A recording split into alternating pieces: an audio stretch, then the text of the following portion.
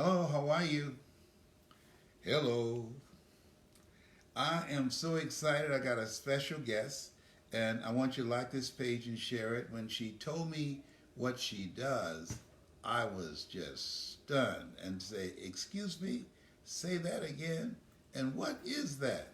And so we're going to be talking about relationships, and I want you to like this page and share it. Let me see, first of all, some hearts and some thumbs up. Let me know that you see us and that you hear us and that you have an interest in what we're doing.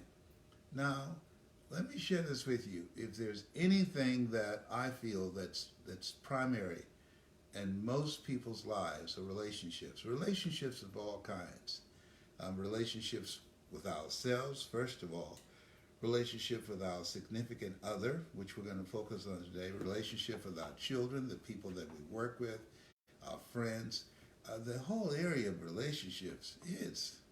It's not easy. It's work. It's ongoing work. In fact, when you're dealing with a relationship, you have to have a conveyor belt of forgiveness. My son, John Leslie, said, "Dad, he said, man, he said, I want to see the old dad that you used to be." I said, "No, you can see him no more. He was crazy." He was crazy. And so he was just telling me, he said, "I want you to be motivated and inspired to get in shape and to lose weight and to be that vibrant, energetic guy that I've always known." I said, "Okay, that's not a problem. But I want people to look at you and say, boy, he's a handsome 75-year-old." I said, "Well, it's okay if they don't see it." Okay. What is your name, please? Lanine Hanaya, better known as Dr. Intimacy. Dr. Intimacy. And you call yourself? An intimatologist. An intimatologist. Can you Yes. feel a sister up in here, up in here? An intimatologist. Now, I want you to like this page and share it and get an opportunity to hear this entomologist and anybody that you know that want to enhance and enrich and empower their relationship. I want you to like this page and share it. We're going to have a conversation around this, and I'm sure that you can get a lot of value out of it. I want to see some hearts and some comments, and also I want some questions. I want you to look at your phone, Rick, so you can be able to share some questions that people have. So I want to ask you, how did you become an entomologist?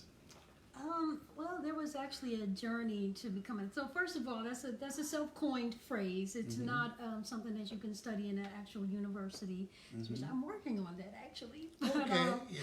But it was a journey, to really understand intimacy, and they have the field of sexology and they have sociology, but they didn't have anything that was focusing specifically on intimacy, because people use the words sex and intimacy as if they're interchangeable, and they actually don't have anything to do with one another.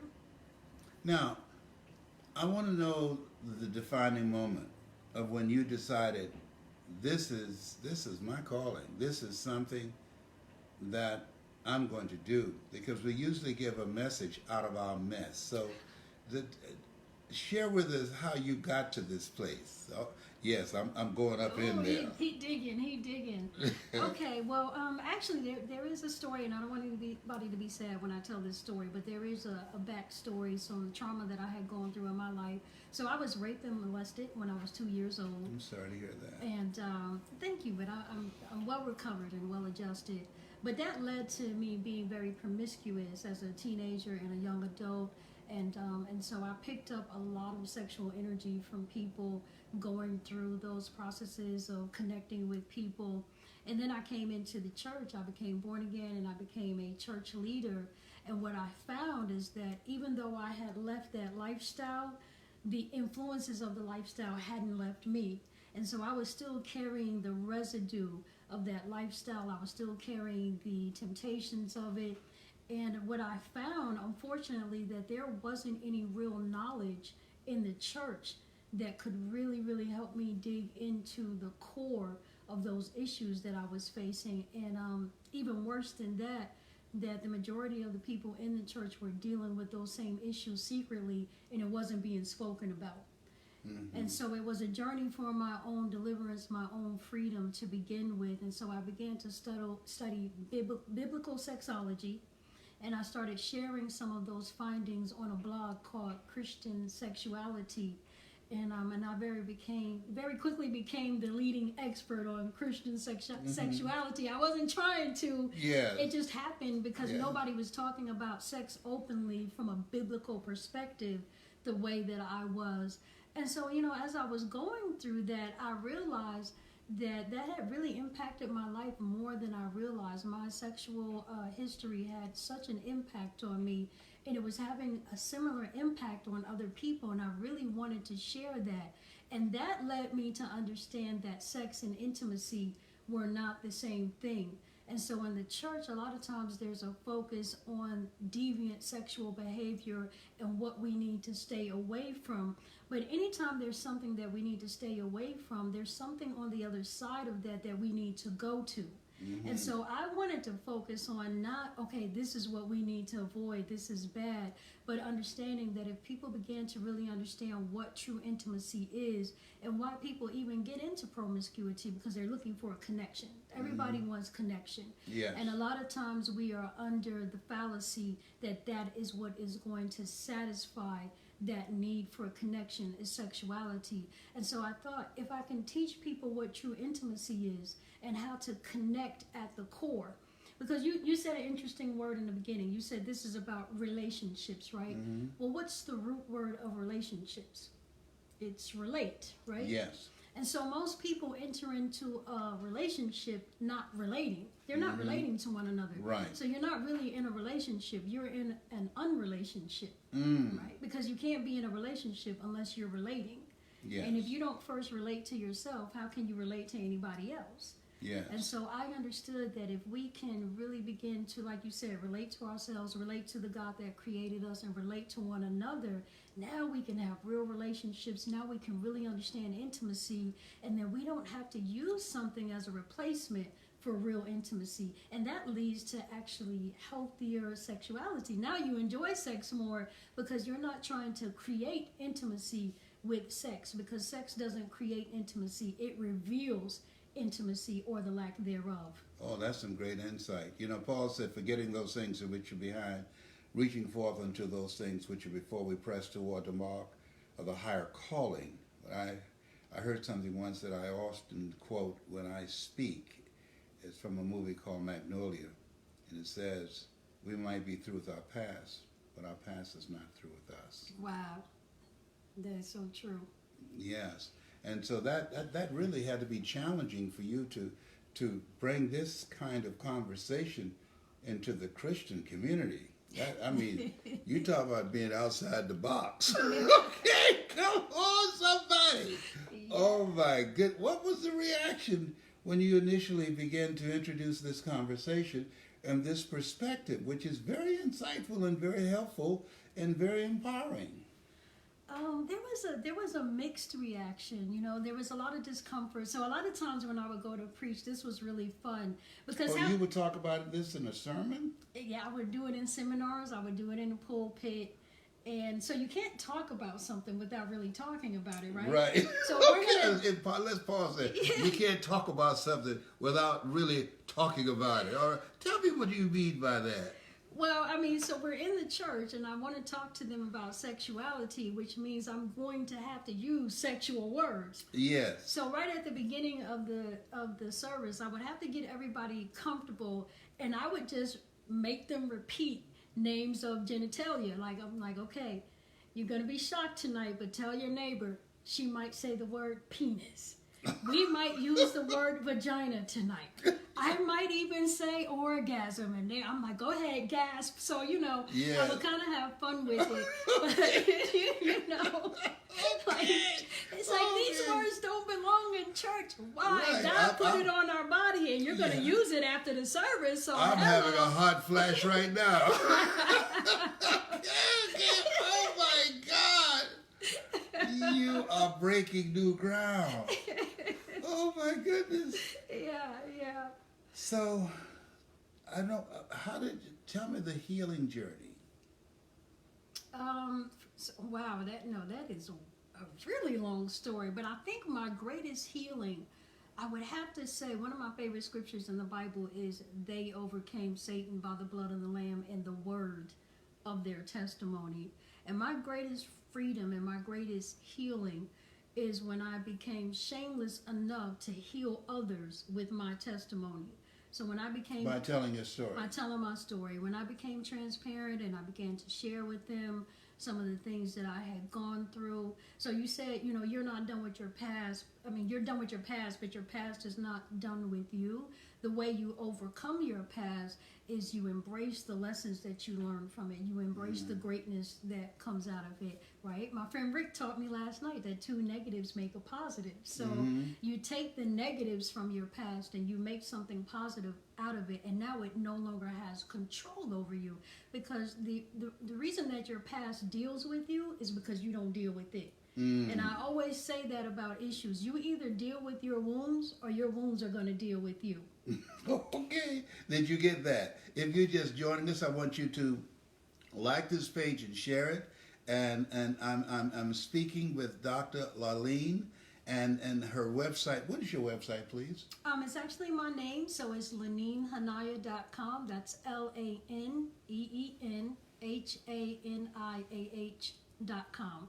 Okay, hopefully we have that on the screen. Do you see it? Okay, it's there. Okay, so you can see her website. And she has a book coming out, and I cannot wait to read her book. But I don't want to read the book. I want to hear the audio too. I'm going to get the book, but also I want to hear the audio, because I want to ask you this. What is the most challenging question that most people, if you had to think about questions that people ask you, the top 3 most challenging questions that you had to answer, what would be number 1? When to leave a relationship. That's one of the number 1 questions that I get. Tell us about that. When is it that one should leave a relationship? So I love that question, because sometimes we're from the outside looking in and we're saying, girl, if that was me, I wouldn't put up with that, or you need to leave a relationship when you're ready to walk away with no regrets. Well, first of all, notwithstanding if you're being physically abused, of course you want to get out of that thing immediately. Let me just put that out there. But if we're talking about like average, irreconcilable differences, or maybe somebody has been unfaithful in the relationship, or you're not incompatible, all of these other reasons that sometimes we feel finished with a relationship, you have to live with the decision to leave that relationship, not your girlfriends, not your family, not your buddies. And so you really need to walk away with no regrets. And so you have to get ready. You have to know when your inner peace is gone, that's when it's time to evaluate whether or not you need to leave this relationship. When you no longer have peace, when you're no longer productive, when it is robbing you of happiness, when it's robbing you of joy, it's time to make that evaluation. But that's not the time to run out the door, because some of that could be a reflection of things going on inside of you. Maybe you're the one who and needs you can to, also get some help. You can get some help, you can get some counseling. So nobody knows your journey in this relationship, how much it means to you. They're only looking at the problems. They don't know how much this person has possibly helped you, what they went through when you were at your worst. And so you have to be able to relieve that relationship with no regret. And if you don't do that, this is what's going to happen.